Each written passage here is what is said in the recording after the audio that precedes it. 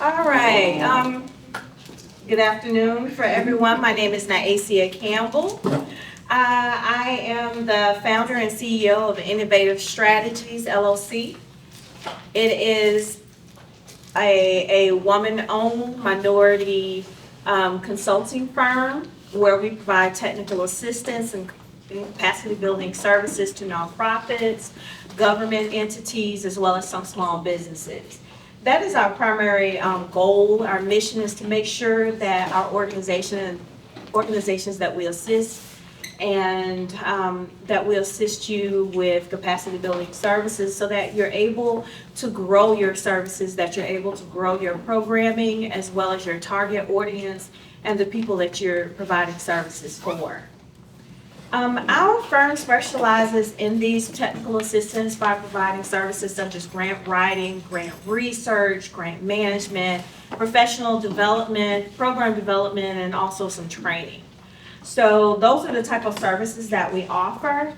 And before I actually get into a little bit more about grant writing, grant management, and research, I want to discuss a little bit more about who I am, who my team, who they are, as well as what it is that we can do for you guys, okay?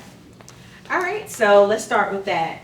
I have a wonderful team of individuals from diverse backgrounds. A couple of them are here with me right now. Mariah, if you can raise your hand, and we have Robert right there as well. They are a couple of my team members that we have. They assist with, and they also have experience, as well as myself, with working with nonprofit entities. We provide grant management and grant research, as well as grant writing for different entities. For those of you that are familiar with me, you may have also heard of my name and maybe some of my work when I worked as a congressional staffer for a couple of congressional members, Terry Sewell, as well as Archer Davis back in the past. So I had an opportunity to work with a lot of the federal entities, but from a different capacity. When I would work with those entities, I was able to work with them as they were bringing on different grant initiatives and grant programs. So I was able to fill the room with folks just like you that had different initiatives that they were going to, to put out to your constituents, right? Especially to faith-based organizations as well. So in addition to that, I've worked as an administrator with criminal justice in the criminal justice arena, as well as with post-secondary education as well. So in addition to actually knowing and trying to, help out the federal government and meeting the needs of the community, I've also had an opportunity to work with grants in the capacity of being a grant administrator, seeing grants from implementation all the way through closeout, okay?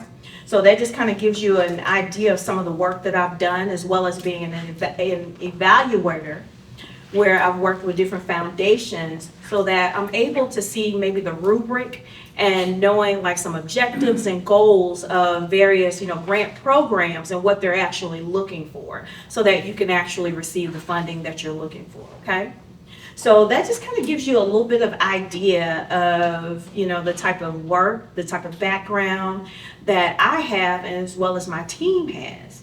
And also I just want to kind of talk about basically about the work and things that you can do to be successful and effective each and every time that you're writing a grant. So I do not have a formal PowerPoint presentation. I want to give you something a little bit more substantive that you may be able to use as a desk reference for your organizations. So you have two handouts that my team gave you guys. One is a grant readiness checklist. And the second one is a handout which says tips for grant writing effective grant proposals, okay? So what we're gonna do, we're gonna go over this first one, which is the grant writing checklist.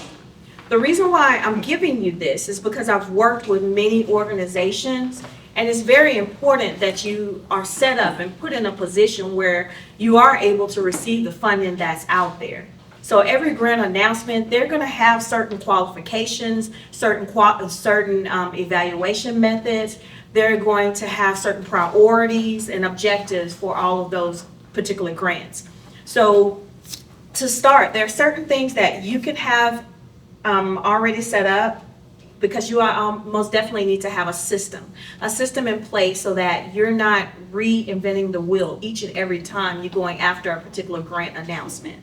So I have it broken down. We have different organizational documents that you will need, because you don't want to reinvent the wheel. You want to make sure that you have a grasp and an understanding of your mission. You want to make sure that you have your organizational charts, that you have your organizational budget. There's an organizational budget, there's a program budget that you have. So you want to make sure that you have this information, that you have the information on who has access to all of your information. So that way, when you're applying for these different opportunities, you know exactly who has the access and who can make those decisions and actually apply for those grant applications, okay? Also, you want to make sure that you have your tax documents, such as your 990s, your tax exempt status letters. Those are very important. You also want to make sure that you have your UEI numbers. So that's very important as well. That's through sam.gov. That helps you when you're applying for certain federal opportunities. Also, financial information. You want to make sure that if you have to have a recent audit or things done, that you have those information. Some grant opportunities ask about different software that you use. And if you don't use the software, then fine. But at least you have it on here, and you have a list of different things that you should be able to check off. Also, program information. A very detailed program that will assist you in the grant writing process. It will also assist you in the grant management process. Okay? And what I mean by detailed, you want to make sure that you're able to communicate to whoever the grant officials are, the grantors are, what it is about your program that, shows that you need the funding. Okay? So you want to be able to put your information on paper, because they do not have the opportunity to see you face to face until they do a site visit, or until they have an opportunity to maybe make a meeting or something like that. As you'll hear from some of the other speakers, there are opportunities where you may have an opportunity to speak to your program officers, ahead of time, and there are some type of assistance that that certain grantors may make available to you. But in the meantime, you want to make sure that you have all your documentation in the right order and in the right system set up. So that way, if you need to get your hands on something, it's right there. Okay? So you have certain program information. I have other, such as, contracts, compliance plans. If you have agreements with some partners, that may be important as well, because you want to make sure that that you have the right setup for your partnerships and the letters and things like that will allow you to have the right agreements and paperwork in play. Okay, so that's the first little handout that I gave you guys. You probably laminate it, do whatever you need to do with it. Use it as a desk reference, and I believe that will assist you with the grant writing as well as the grant management process.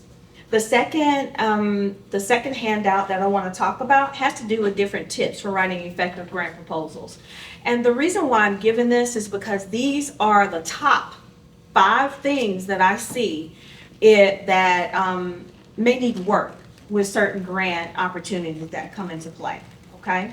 So I'm giving you substantive information, and I do believe that if you have all of these covered, whether you're working on it and developing these systems into play, and you have this over 90% of it, you will write a very much so effective grant and be able to carry out a grant all the way through completion and closeout.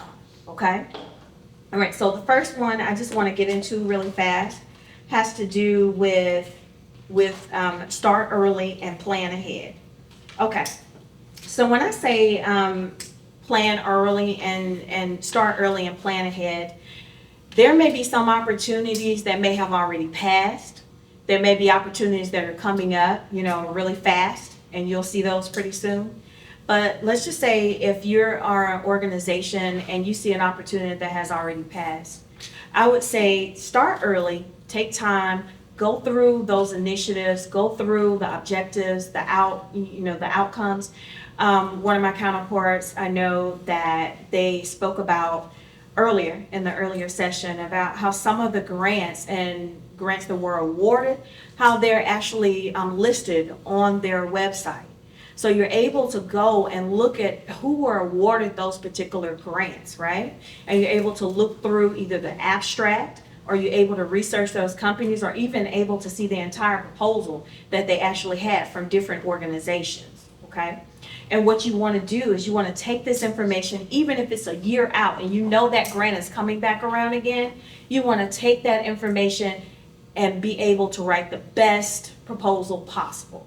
Okay, so that now is giving you a time, it's giving you examples and templates to actually use so that you're able to write a great proposal, an effective proposal, and a winning proposal. The next thing I wanted to talk about is developing diverse partnerships early. That is very important simply because when you have great partnerships, it will assist you when they have various grant announcements that are partnership heavy. And it will also assist you with the grant management process as well.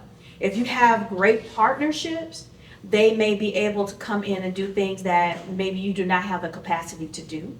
And then also great partnerships will help you to not have problems later on during the grant management process. So if you start early, culminate, gather as many partners as you can, work with them prior to actually pursuing different grants. Now, when you actually pursue those grants, those partnerships are solid. You know that they're actually bringing something to the table and that they're good at what it is that they do and within helping you guys out. Also, within writing your proposal, you definitely want to clearly define your problem and your need. Absolutely every grant announcement that you have, they will have clear objectives, clear priorities that you need to address within your proposals. You never want to, just skim on that. You don't want to skim over it. You definitely want to make sure that they understand that, hey, this is my need. These are the people that I serve. And this is how we align with your objectives, how we align with your priorities that you have set. So, and when you're able to tell that and weave that into a story or weave that, based on your data, based on the information that you've collected over the years, it will help to make a very strong proposal, okay?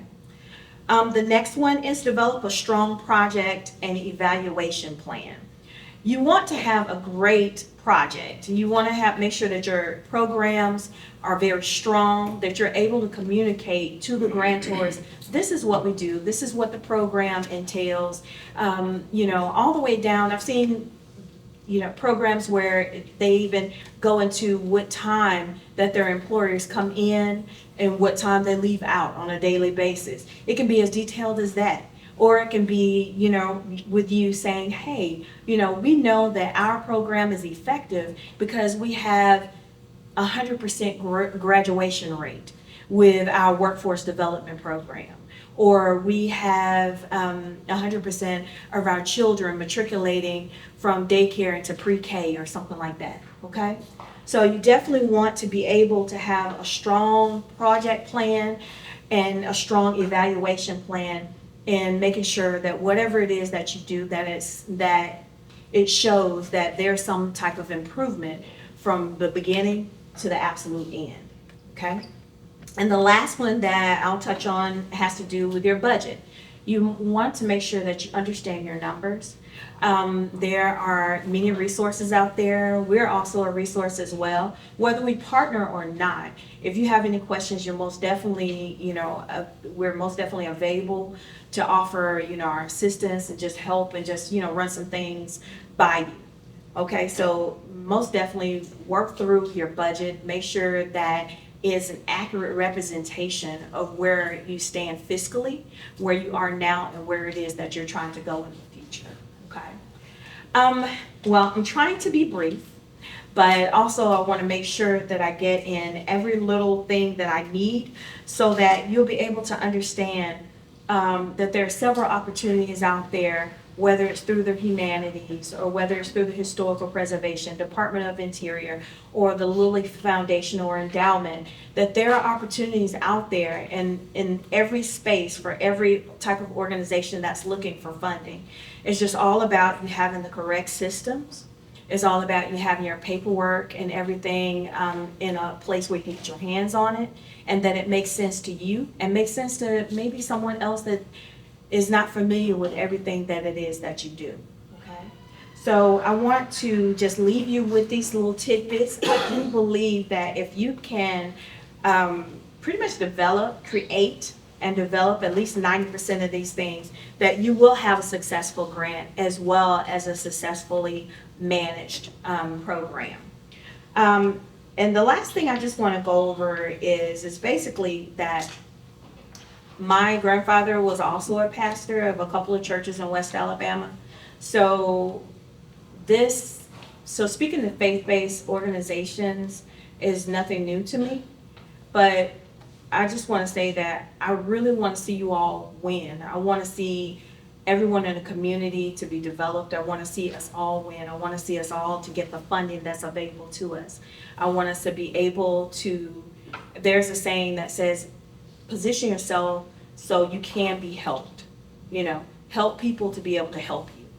So doing this, being a part of these type of talks, being a part of these type of panels, being a part of opportunities like this is a joy of mine. And I hope that it's a pleasure for you just as well as it is for me. And I look forward to seeing a lot more wonderful programs out there from you guys, more daycares being open, more revitalization, and more beautiful, beautiful exhibits such as that we have here in 16th Street Baptist Church. Okay. All right. Oh, got a question? I have just one question. Sure. And this has been like a thorn in my side. I have an LLC. Okay. And the only thing I had it for 2 years and just been paying the Alabama state tax on it. Had to, done everything. Got my done number, got, all of that. However, but whenever I get a request, get an invite from a federal agency asking about, applying for a grant or a contract, they want to know what have I done the previous year. Mm-hmm. I've not done anything the previous year. I haven't had my initiation, the initial contract or initial grant. So how do you answer those questions? And I've gotten it from something in Alabama as well. They wanted somebody, said I fit the description. However, when I went to apply and to discuss it with the program manager, I needed something for last year, which I didn't have. So how do you answer that, or how do we get get around that? Let me ask you a question. Do you have an LLC or do you have like a 501c3? Are you nonprofit or are you for-profit? I have an LLC. So you're for-profit? Right.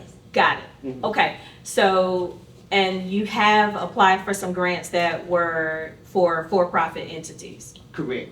They have contacted me because they had money to put in some of the minority programs. Mm-hmm. And my background was diversity and minority certain institutions. Okay. And but I had to have had something the previous year. Okay. I can help you a little bit with that. This is just a quick thing right here.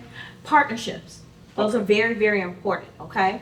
If you do not have a record of, of having done that type of work before, there are opportunities for you to partner with other entities that have. Okay. You understand what I'm saying? I understand. So now, not only, that will help you in a couple of ways. Because if they've already done that work before and they've already worked with that entity before, they have a relationship and they may already know how to navigate those waters when it comes to the federal grant, state grant, or whatever type of opportunity that you're looking for, okay?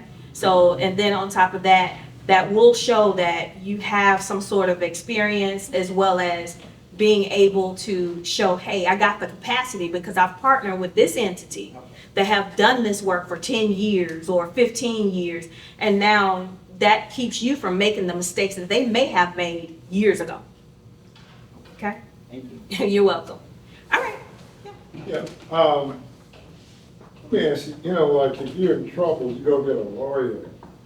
Now, should we just go get a grant writer? Because what I'm looking at is what percentage of you know, a lot of churches, you know, they say, well, we can do it, or we know so-and-so, they're a retired school teacher.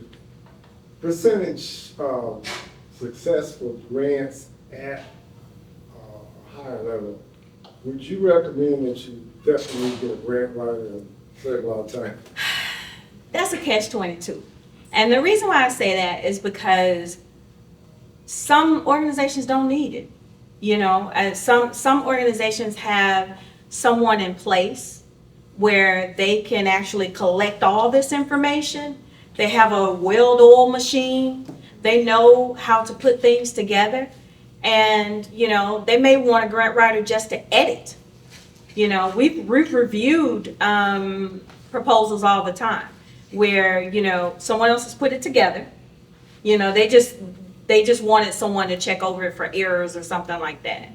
So I've seen people who have a great system in place where they don't have grant writers, and they've won some pretty significant awards. Mostly with some organizations that I've encountered, they don't have the time to invest to it. They don't have the time to invest in it.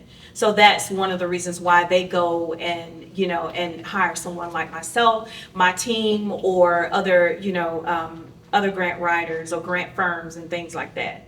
So there's a certain amount of work that you can do on your own. And especially when you have certain, certain agencies such as these historic preservation agencies, they have a lot of technical assistance built into it.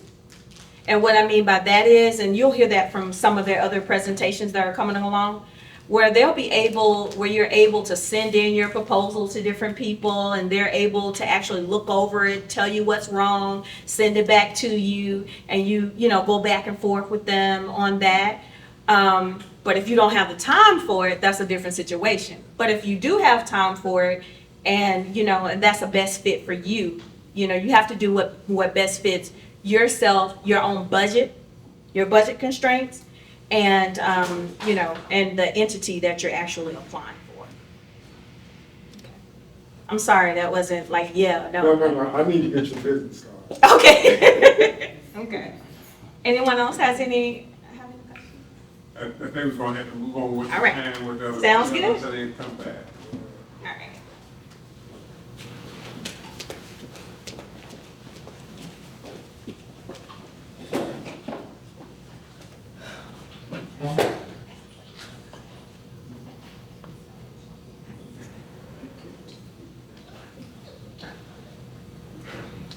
Hi, everybody. I'm Graydon Russ. I'll get started while we get this PowerPoint pulled up. I'm the grants director for the Alabama Humanities Alliance, and I've been the grants director there for almost 5 years now, 5 years and a couple of months. We were founded in 1974, and we are a pass-through entity for federal funding that comes from the National Endowment for the Humanities. And so all the grants that we give are federal dollars passed through us to nonprofit organizations across the state. And I always like to ask before I get started, has anyone in the room gotten the grant from the Alabama Humanities Alliance in the past? Also, we used to be called the Alabama Humanities Foundation. So maybe. Years ago, in the 80s. Okay, so a couple. What was the organization? Right. So when we do this talk and next time around, hopefully we'll see a few more hands across the room.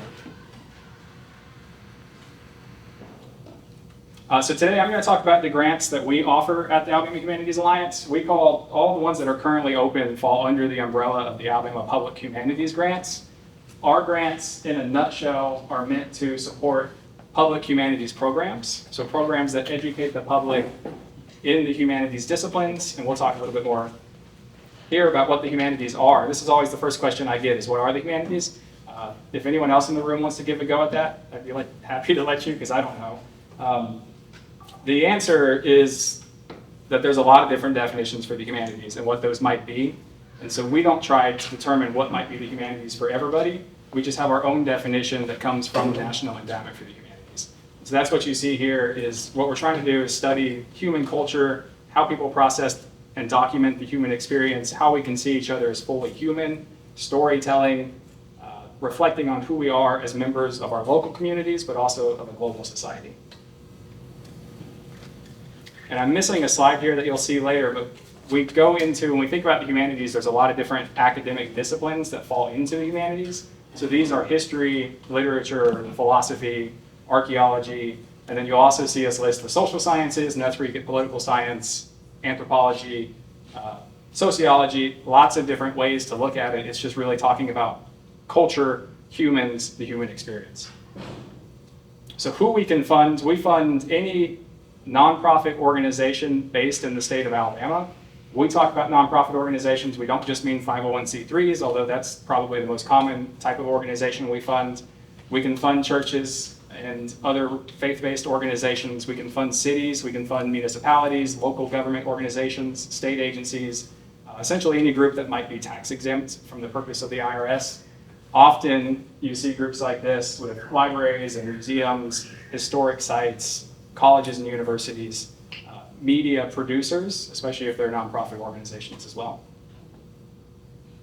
When we talk about public programs in the humanities, these are the most common types of projects that we fund.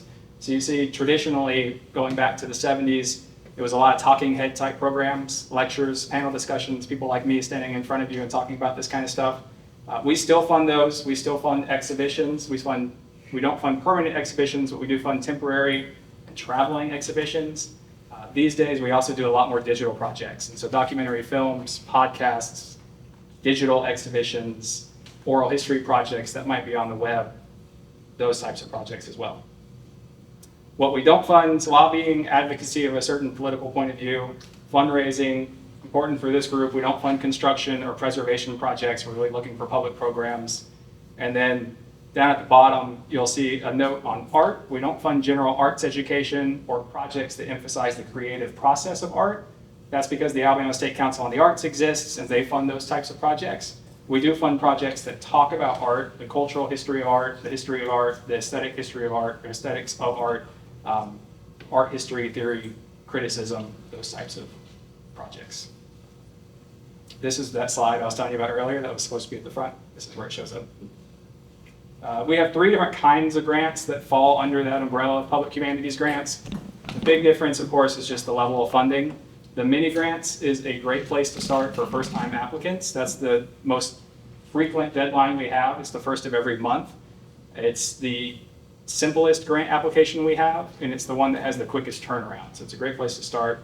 Major grants, which are up to $10,000, is probably the most common type of grant that we fund. Both the mini and major grant can fund just about any type of public program in the humanities, and we'll talk about project components here in a second. Media grants in particular are for media projects, and so documentary films, podcasts, and so forth. You can also apply for media grants through either of the other 2 categories if the funding makes more sense to fall into one of those 2 categories. We do have cost share matching requirements for our grants. The mini grants do not. It's another good reason to start with the mini grants. Major grant, there's a $1 matching requirement for every dollar that you receive from us, and media grants have a $2 matching requirement for every dollar that you might receive from us. So what are we looking for in the types of projects that we fund? And this is true for all 3 of those grant categories we just talked about. There's 3 major essential project components. The first is public participation and public access. So how open to the public is your project? Are you charging admission fees? How large might your audience be? How diverse is your audience? Are you reaching underserved populations? Are you reaching rural locations? Those are all things that we're looking for when we evaluate grant applications using the rubric that we have. These 3 components I'm talking about make up the highest percentage of our rubric. So this is what we are looking for when we evaluate programs. And the first is public participation. The second is humanities content. So this is where we get back to those humanities disciplines and what the humanities are. We are looking to fund projects that have topics that fall within those humanities disciplines. The more central the humanities are to your project, not necessarily the entire project has to be in the humanities, but the more central the humanities are, the more you're interpreting humanities content, and the more you're promoting reflection and discussion and dialogue around the humanities content. That's what we're looking for when we look for humanities content. And then the third, and this is usually the trickiest for organizations to kind of figure out, especially first-time organizations, is we want our grantees to work with humanities scholars, which we define as being people who are experts in your topic that's in the humanities discipline, to provide the context around the topic that you're looking at, the groundwork for the topic that you're looking at, and to help facilitate any discussions that your audience might have. Like I said, these are experts in the humanities topic. Of course, who that individual might be depends on the topic of your presentation or your project. But for history projects, for instance, we're looking for historians. For sociology projects, sociologists, and so forth. Traditionally, looking back, when we first started, humanities scholars were almost always people in academia, people who had PhDs, professors, and so forth. We've broadened that definition over the years. So these days, it's still those individuals, but it might also be local historians, community elders, tribal elders, historical witnesses who lived through history, and their lived experience might make them an expert on the topic. They can also qualify as scholars. And then finally, what are we looking for on the budget? The types of items that we fund. These are the most common categories of expenses that we fund. Since scholars are such an important component of the projects we fund scholar honoraria. We pay for them to come out. We pay for them to participate in your project. We pay for their travel to and from your project. We can pay for supplies and equipment rentals. We don't pay for equipment purchases directly. We can pay for venue rentals and fees, promotion, marketing, advertising, for up to 25% of the requests that you put into us, we can pay for that. And then just in general, any other program-related expenses you might have. This is especially common in our media grants. This is where production and editing expenses and those sorts of things usually fall. We don't generally fund administrative expenses. I mentioned equipment purchases, archival acquisitions, and currently, although we are looking at this, we don't fund food or beverages outside of the scholar meals and per diem. So grant deadlines, I said that mini grants are the first of every month. Major grants are quarterly. There are 2 deadlines that you see, both for every major grant round and media grant round. The first is for what we call a preliminary application. This is a draft application. And then you have the final deadline. The draft applications are required, so you want to make sure that you submit something that first time around. It's a shortened version. I'll talk a little bit more about that in a second.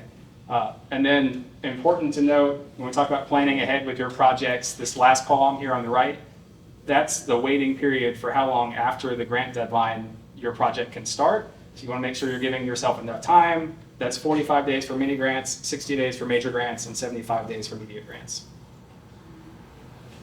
Just an idea here of what we do when we review and evaluate the proposals that come in. And what I'm really trying to show here is mini grants aren't as scrutinized necessarily as our larger grants are. So you can see that mini grants are reviewed by staff committees and then approved by our executive director. Our major grant and media grants, I review the preliminary content. The applications themselves are reviewed by people who are experts in the humanities, and you can see who those individuals are this year on our website if you would like to know who those are. And then the final decisions are made by members of our board who serve on the grants committee. We do have several resources on our website to look at if you're interested in applying for our grants. The first, of course, is the full grant guidelines that have all the details. Everything I talked about today is generally in those guidelines and a lot more. Really important, I think, and I like to point out all the time, is we have descriptions of every grant that we've funded, I think going back to 2018 on our website.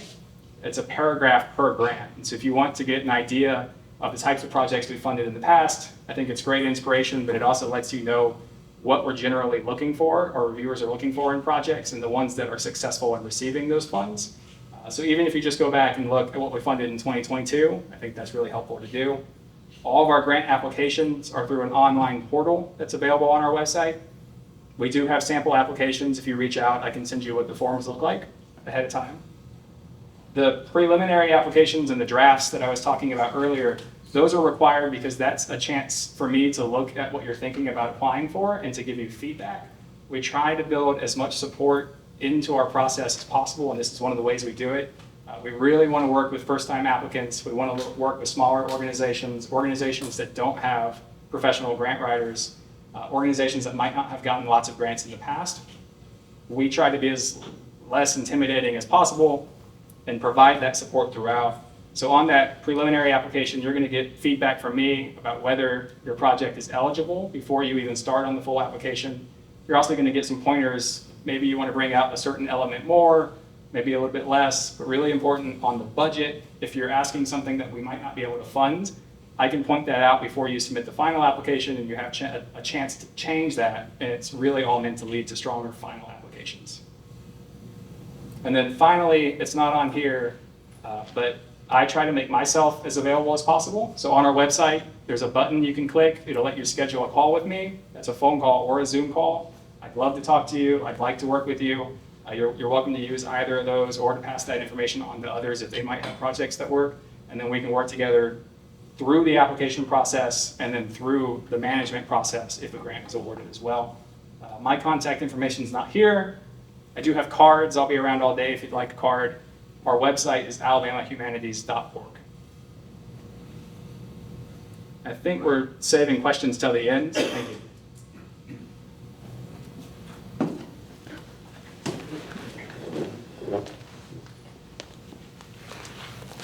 Good afternoon. Good afternoon.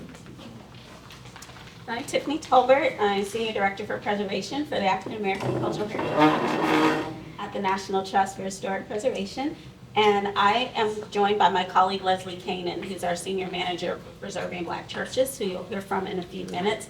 But I'm here to give an update on preserving Black churches, which I've spoken to the consortium sites a few times before, but to talk specifically about our Alabama component of this project that we are launching and accepting applications from the churches in the consortium.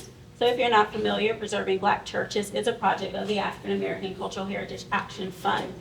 We received $20 million from the Lilly Endowment in 2021 to pilot this 3-year program focused on preserving Black churches across the country. And so since that time, we've been working to implement the goals of this project, which I'll go through really quickly. So we have established a new grant fund that is providing funding for historic Black churches across the country for capital projects, capacity building, programming and interpretation, planning, and financial sustainability.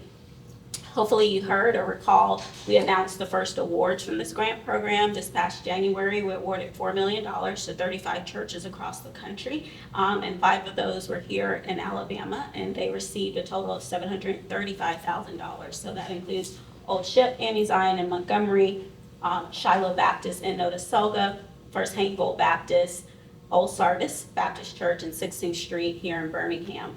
So we are launching that grant program, and Leslie's going to talk more about that. We have launched our grant program, and Leslie's going to talk about the next grant cycle shortly. We've also created an rapid response and emergency grant fund to address imminent threats to Black churches, which you'll hear more about in a second. And then the reason we're here today is to talk about our stewardship planning projects, which we're doing in 2 areas. First, we're working with 2 churches nationally that are sites of social justice and civil rights, such as Robert's Temple Church of God in Christ, which you see here in Chicago, which is the site of Emmett Till's funeral. And then we want to do the same thing here in Alabama by working with the civil rights churches in the consortium network, and I'm going to talk more about that in a second.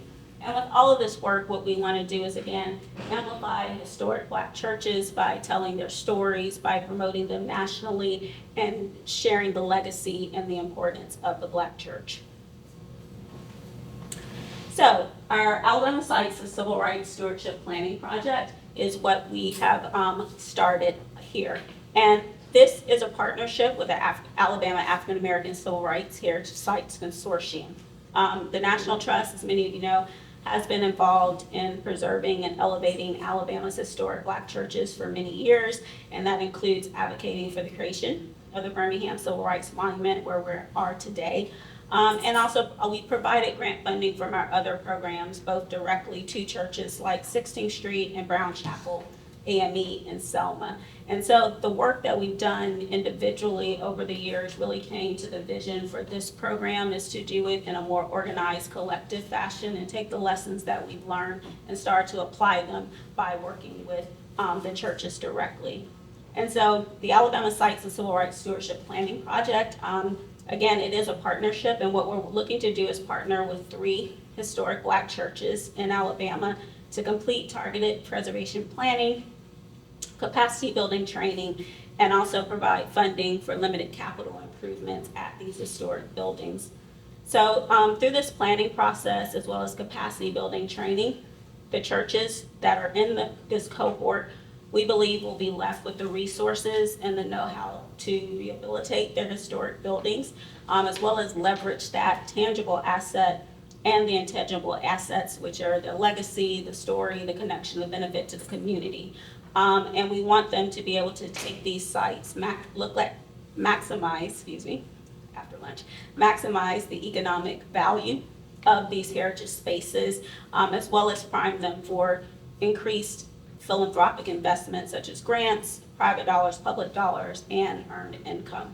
So we always want to support the legacy of civil rights in Alabama and the role of the Black church. And we feel like that doing this planning process with the churches will ensure that future. So I'm going to talk briefly just when we talk about innovative stewardship. Again, this is meant to be a planning and capacity building training cohort there. And we want to bring, and we will bring, a suite of consultants that will be engaged by the National Trust to work directly with these 3 churches to look at and develop a very detailed stewardship plan that is to the benefit of the churches. And that can include many of these that you see here. These plans will be individualized based on the need of the churches, because not all churches need all of these. Some of them have completed these documents before. But how do we move that forward? In the preservation field, having a solid plan is very important because it lets you know where you need to go. And it'll help you move faster. As we're talking about grants, when you have the right planning documents, when you understand what's needed, you understand what things cost, you're able to respond to those funding opportunities quicker. And so by investing in this to do a full stewardship plan, churches will be able to move toward implementation, whether it's with dollars from the National Trust and the Action Fund or from some of the other entities like you're hearing today. So this will be a 2-year program of working with that consulting team, identifying the need, identifying the planning efforts, the trainings that are needed both for your church leadership, and developing these documents. So preservation planning, which you can see some of the common documents there, fundraising, developing a strategic plan, thinking about the future of the church and the site, capital campaign planning, individual giving plans, capacity building and training. So making sure that your leadership and your stakeholders understand managing a historic site, undertaking a rehabilitation project, and what's needed, as well as governance structure. We know that the religious structure exists in terms of governance, but as we think of expanding the use of our spaces, partnerships, there might be another structure that needs to be in place that works alongside of it to do that part of the mission. Business planning, looking at our spaces and say, what are the opportunities for income, for revenue, and looking at the need and the market of where they sit. Arts and social justice programming, is there a way that our churches can be a place for that programming that is very important to the issues we're facing in our communities there? And then historic interpretation and storytelling, telling the story as we sit amongst this beautiful exhibit, telling the story of, part of the story of 16th Street Baptist Church. How are we telling the story at other churches? What are people learning when they come into our spaces? So these are some of the plans that we want these consultants to work with the churches in this project to develop, and that's what we'll seek to do. Before I close, I'm going to just show, again, this is meant to be a collaboration and a partnership. And so while we do give direct grants where we give you the funds and you go do your project, this is meant for us all to work together with the churches. So you have the Action Fund, and we will be engaging the consultants. And what that means is that they will be solicited, acquired, and engaged by the National Trust. So there will not be a cost for the consultants. They will be paid for by us. They will be assigned, and they'll be able to work with those churches. Project management, overseeing to make sure that the goals are being implemented through this process and that we're learning what we want to learn from it. Also technical assistance, my staff being available to work with churches to provide preservation expertise. And then again, the funding and resources. So whether it's the capital grants later or for the consultants, we will be providing that. And we're really excited to partner with the consortium to allow them to be the face of this program in Alabama and working with the sites that are in the consortium network. And so they are working to promote and recruit application to the program. They also will be doing convenings and trainings that are very unique to what the churches in the consortium network are facing. And some of those trainings they already do, so they'll have the opportunity to do more. as well as provide technical assistance through their existing staff, as well as hiring new staff to work directly with this program and the churches that are in there, as well as strategic and management planning. So they're already doing things around collections management that some of y'all have attended those sessions, so being able to do more of those. And then the church project sites, what will they do? Well, we need them to be committed to the process. Planning can take some time, so again, we have envisioned 2 years to get through this with the 3 churches. So making sure that your leadership and your members are committed to engaging with our consultants, attending trainings, being responsive, getting information that's needed. That's what's needed. And again, participating in those trainings. So it's really something to think about, the church's capacity, things that are on the horizon, and its ability to fully engage with this process. And then our consultants, again, we will have the suite of consultants, and it will be their role to work day to day with the churches to develop that individual plan, to produce specific deliverables and documents. And so, again, everyone working together, going through the process individually on what's to the benefit of their church. I'm going to turn it over to my colleague Leslie to talk briefly about how to apply and the process we've opened up, and then I'll come back to wrap up just to talk briefly about our other programs and resources at the National Trust.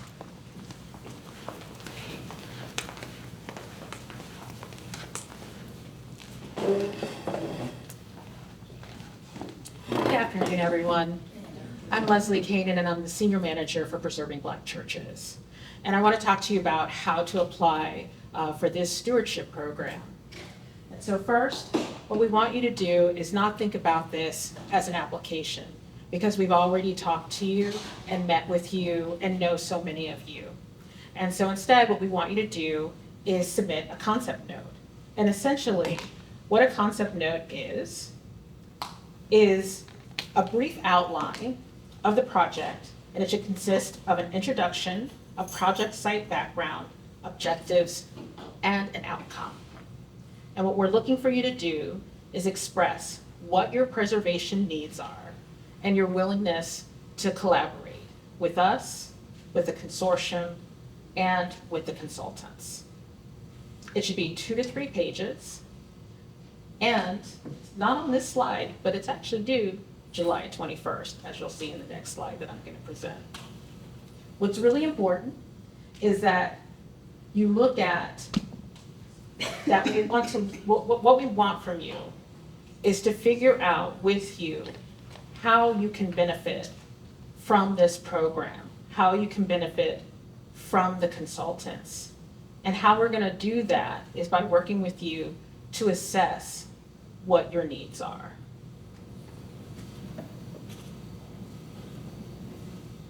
So now I want to talk about how we're going to assess that. So if you look on this slide, we have preservation and rehabilitation. So what we're looking at is, what is the preservation issue at your church building? And I know that so many of you have so many issues. So what are the priorities? And why are those the priorities? And have you done work on your building before? And when was that done? And are there any cost estimates? So that's one of the things that we want to know about your building. The second thing we want to know is about stewardship planning. What are the different plans that you've done on your building? Have you gotten an historic building assessment? Have you done an engineering assessment? Maybe you haven't, and that's okay, but if you have, we'd like to know about it, and we'd like to know what the recommendations are, and we'd like to know if any of those recommendations have been implemented, and why or why not. The second thing we'd like to know is about your leadership structure, because it's important that we be respectful and know how best to work with you. The next thing we want to know is about your programming.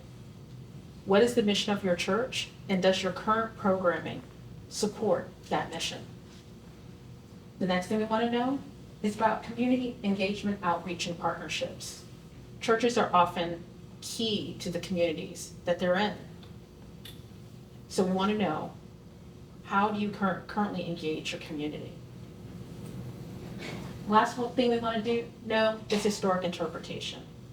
How are churches telling their story?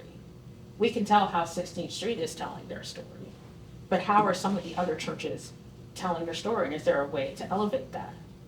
Through knowing all of these things, we'll figure out how best to help you, how best to tell the consultants to help you, and whether you're the best fit for this program. Some important dates to know is that this concept note is due on July 21st.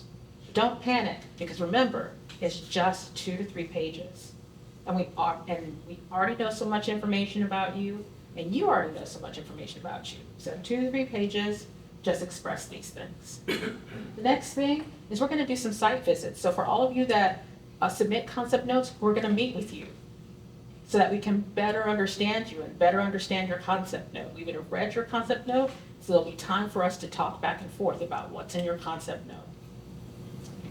We're gonna be selecting your sites in September. And then we want to get these projects started in fall of 2023. So I know a lot of you have been waiting for this, and it's time to get started. The next thing I want to talk about is some of the other components of our Preserving Black Churches program. And there's one that a lot of you already know about, and that's our grant program. And some of you already have received grants. So a lot of things have not changed about our grant program, and that is that the grant range is still $50,000 to $200,000.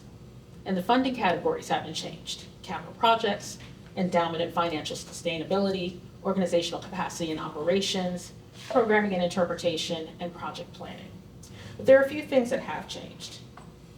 Last year, we had to do letters of intent and an application. This year, you will only do an application. The second thing that's changing is that you will have technical assistance throughout the entire process. So we'll have office hours throughout the entire process in which you'll be able to contact us either by phone or by Zoom, and we'll be able to help you with your application. The application will open on July 12th, and at the same time, there'll be a pre-recorded webinar that will go question by question and explain what that question means, and we'll also tell you what we expect in terms of the information we're looking for in that question. On July 24th and 25th, we'll have live Q&A sessions. So if you still have questions about your application, we'll be there in that live Q&A session in addition to the office hours to answer questions. And so that's what is the newest thing in our application process. The last thing that I'll mention about our application process is we do have one additional change. And that is this year, we're going to allow people to apply for changes to auxiliary buildings. This is some of your educational buildings. The one caveat is that it needs to be on the same lot as your church. It needs to be right behind it, not down the street, not across the street. It needs to be right behind it. And we'll discuss more of that in our webinar. The last thing I want to discuss really quickly is our emergency rapid response grants. Now, if you think about what's been happening in our country for the last year in terms of tornadoes, we've had a lot of them. And if your church has been impacted by a tornado like this one, this is St. James AME in Kentucky. And you can see in this first picture what happened with this church. They received our first emergency grant, and we've been working with them to help rebuild this church and also save a work of art, a mural actually that's on the inside. We have grants available from $10,000 to $50,000. We don't post this application online because we have limited funds. And so we have both planning dollars and capital dollars available. Now, what we don't fund is deferred maintenance. So if you have a leaky roof that's been a leaky roof for years and years and years, that we won't fund. But if you've had a natural disaster, a fire, a hurricane, vandalism, that's something we can discuss. So you have something like that going on at your church, you can email me at blackchurches@savingplaces.org. We have a discussion about your situation, and I'll determine with some of my other colleagues whether we'll invite you for an application. Well, if we do decide to invite you for an application, my colleagues and I will review your application and decide to fund you. That application process is open throughout the year. There's not a particular deadline until we run out of funds. And so if you have any questions about that, you're always free to email me at blackchurches@savingplaces.org, and I will turn it back over to Tiffany.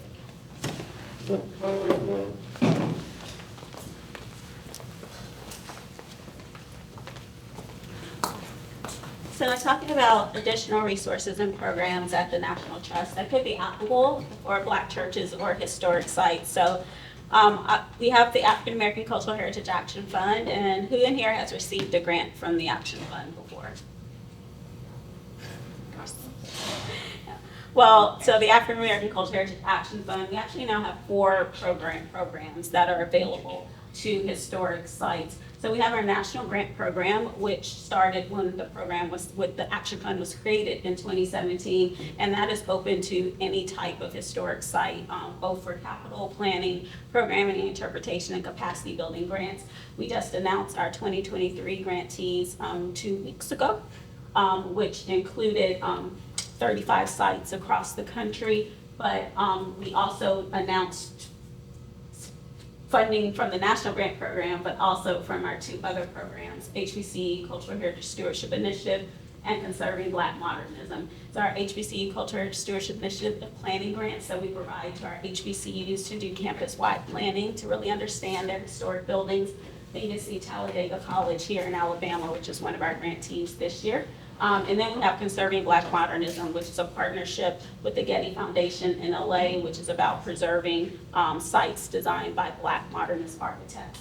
And then you have Preserving Black Churches, which we just, which Leslie just explained. So the National Grant Program, HBCU, and Conserving Black Modernism will open back up for applications later this year for the 2024 grant round. But Preserving Black Churches, the next grant cycle, as Leslie mentioned, will open on July 12th.